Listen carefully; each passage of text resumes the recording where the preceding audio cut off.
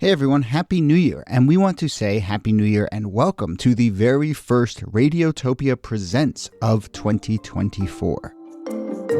It's a series that we are truly excited about. It's called Shocking, Heartbreaking, Transformative.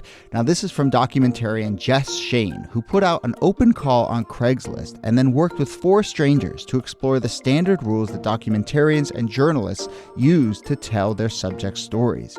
So this series gets into all sorts of questions about what happens when people's real lives are collected, edited, and consumed. The show pulls back the curtain on what goes on behind the scenes of your favorite nonfiction shows. And then it turns in on itself and some really interesting twists and turns along the way in the making of the show. I've gotten to know Jess a little bit over the making of this show. Every time I chat with her, there's a new wrinkle to this story. It is really incredible. So go check out the new Radiotopia Presents series, Shocking, Heartbreaking, Transformative. It is out now on your favorite podcast platform.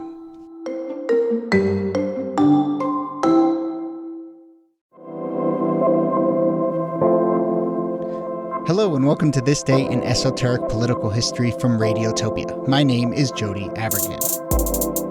This day, May 14th, 2012, Republican candidate Ron Paul announces that he will no longer be campaigning for president, putting a kind of closing bookend on one of modern America's more unique political careers.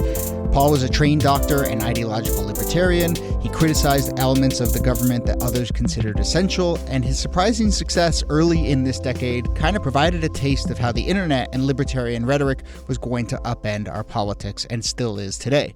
So let's talk about it. I'm joined, as always, by Nicole Hemmer of Columbia. Hello, Nikki. Hey, Jody. And here for his third episode in a row and his final episode with us for now, maybe we'll have you back in the future, is Harry Enten of CNN. Hello, Harry. When you say it like that, it just sounds so sad. Breaking my heart, Jody. You'll be back. So, look, we'll talk a little bit about 2012 and Ron Paul there, but also I think this is our chance to do kind of Ron Paul and his place in larger American politics. So, Harry, looking at him in general, of all the elections he ran in, was he ever truly a threat or truly a major factor? No, I don't think he was ever truly a threat a threat to win the nomination, probably not. I mean, obviously 2012 was the year in which he broke out. He obviously ran as the Libertarian Party nominee in '88. That was an easy win for George H.W. Bush. In 2008, he obviously ran for the Republican nomination and did not really come that close to winning. But I think he did sort of, especially in this internet age, spark or at least encapsulate this sort of libertarian moment that may not encapsulate a lot of people, but certainly a number of folks who feel very, very strongly about limited government, not just economically, but in the bedroom as well. Yeah, I think this is the first time you really see that magnifying effect that social media and the internet can have on a base, because the Ron Paul supporters, even though Paul himself was an older legislator who'd been around for a really long time, were very internet savvy and very on message wherever on the internet they were. It had this way of elevating the visibility of Paul while also associating him with a rabidly devoted base in a way that, if not entirely new, was being displayed in a way that we hadn't seen before. We did an episode about Bernie Sanders a couple episodes ago, and there's a lot of differences between these two, and I think Bernie Sanders is a much bigger factor in his party than Ron Paul was in his. But why is it that these two older people, as you put it, Nikki, are the ones that seem to have captured this very online zeitgeist? Is that just a quirk, or what's going on there? I hadn't really thought of them together in that way until just now. I think when you get two old guys who no longer give a flying hoot, that's when you can connect with young people who also don't give a flying hoot, who don't recognize the politics or, the constraints of the system because they haven't experienced the system. And especially in an internet age in which ideas that might not have been able to infiltrate because the media sort of limited them now can in fact get through. So before you even mentioned it, within the 5 seconds, I really was thinking of Bernie Sanders. I really was seeing this was sort of, in some ways, a Bernie Sanders of the right, insofar as you have two guys who are sort of pontificating viewpoints that might have been outside the political mainstream, but it then all of a sudden became part of our daily political culture, even if they didn't necessarily win the day.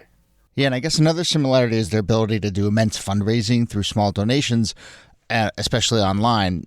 Paul was one of the first to do what came to be known as money bombs. These were these one-day online fundraising efforts. They would raise $5, $6, $7 million in a day. He did a bunch of them in 2007 and 2008, then again in 2012, and it really helped prove that you can mobilize this grassroots support and raise serious money through the internet. Right. And I mean, another major similarity that I think attaches to this is that they aren't really, for slices of their career, part of either of the two major parties, that they sort of dip in and out of the major parties and then ultimately have their biggest impact when they rejoin the major party and then try to change it from within. And I think you see that in the case of both of them as these very idiosyncratic figures, often a lone vote for pieces of legislation and often antagonistic to the parties that they're ultimately running for the nomination of. So in terms of what Paul was advocating for throughout his career and in 2012, and maybe we can stay on this kind of Bernie Sanders parallel because we talked when we did our Bernie episode about how some of these ideas then did pull the party in a certain direction. Paul is out there talking about abolishing, huge chunks of the federal government, including the IRS and the Federal Reserve, basically taking away entitlement programs, taking away funding for infrastructure. Does this move the party in a certain direction? Does it capture a direction in which the Republican Party is heading? I don't actually think so, at least not at first blush. I mean, he did embody some of the non-interventionist part of the Republican Party.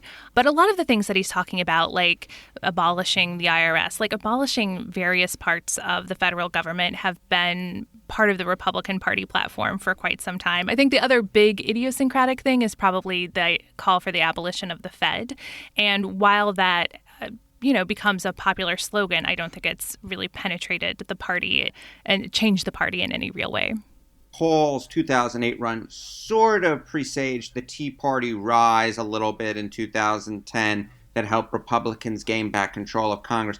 But in all honesty, what the Trump rise to power in 2016 to me suggested was that, in fact, there was much more power sort of on the populist side of the Republican Party, not necessarily the libertarian side of it. It's not that the libertarians don't have some staying power within the Republican Party, but I don't think it's where the majority of voters actually are within the party. Right. It's almost like rhetorical staying power, and it's language that feels effective and comfortable. But then if you look at the actual policy implications, they just don't seem to come through. Yeah, and I think that Paul had his finger on some of that populist energy, although I don't think he ever really cracked the code. I mean, in 1992, he actually backs Pat Buchanan and Pat Buchanan's sort of insurgency against the sort of establishment Republican. And the two of them are not on the same page when it comes to policy. Buchanan was not a libertarian. So I think he had that outsider sensibility, but wasn't a populist in the way that the Republican base wanted. And when I talk about that kind of populism, I mean, one of the other less savory parts of Paul's background are these newsletters that he published as part of his political career. He didn't necessarily author the articles, but they contained quite a lot of incendiary racist language in them. And that's something that came out in the 1990s, came out again during his presidential campaigns in 2008 and 2012.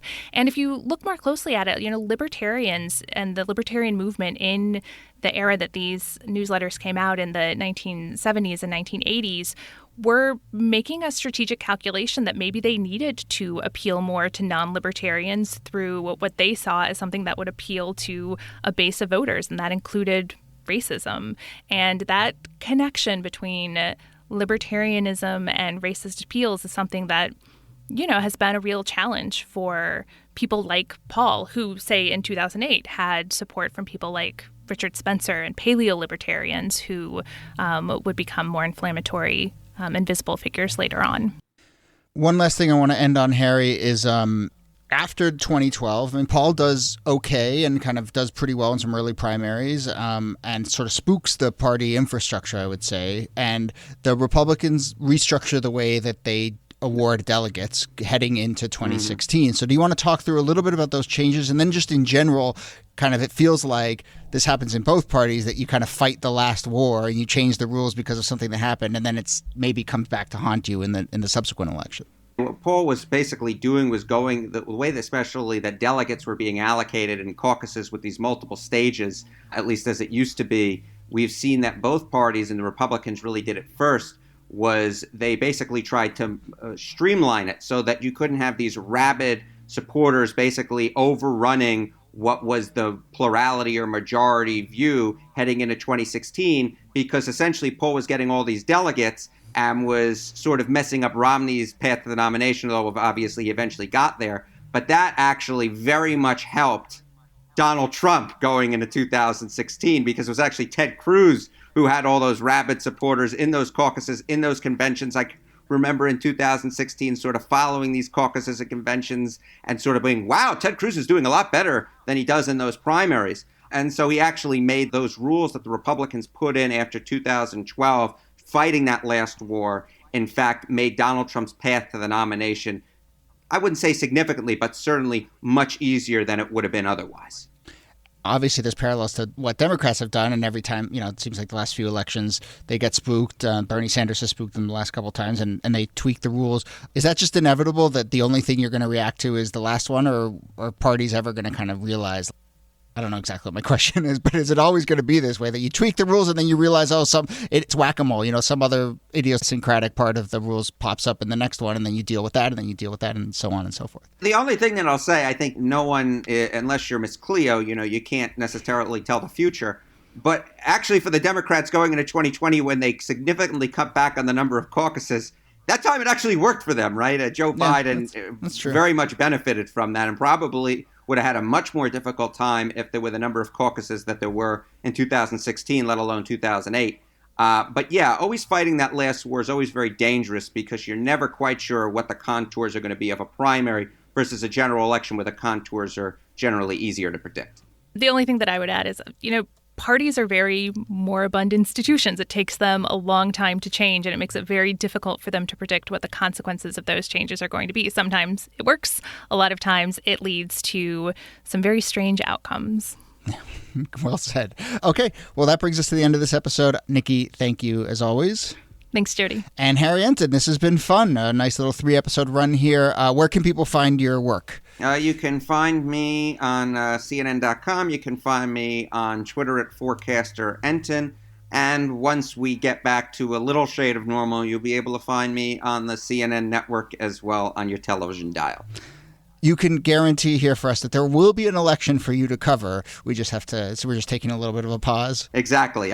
We will have an election. We will have one on the first Tuesday after the first Monday, but the exact shape that election takes, I think, is still somewhat to be determined. I will also say that Harry's been doing a lot of writing on the weekend, which I appreciate. It just hits that news cycle for me nicely, so thanks again. This Day in Esoteric Political History is a proud member of Radiotopia from PRX. You can find out lots more about the show, including how to suggest a topic. Keep them coming at thisdaypod.com. You can also email us, thisdaypod@gmail.com. And keep signing up for the social feeds at thisdaypod on Twitter and Instagram. We're really happy with how they're coming together, posting about a bunch of stories every day that we don't get to talk about on the show.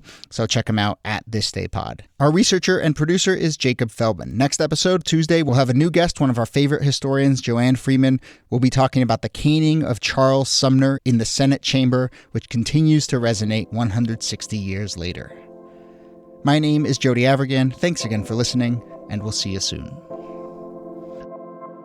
I have come to one firm conviction after these many years of trying to figure out the plain truth of things. The best chance for achieving peace and prosperity for the maximum number of people worldwide is to pursue the cause of liberty. If you find this to be a worthwhile message, spread it throughout the land.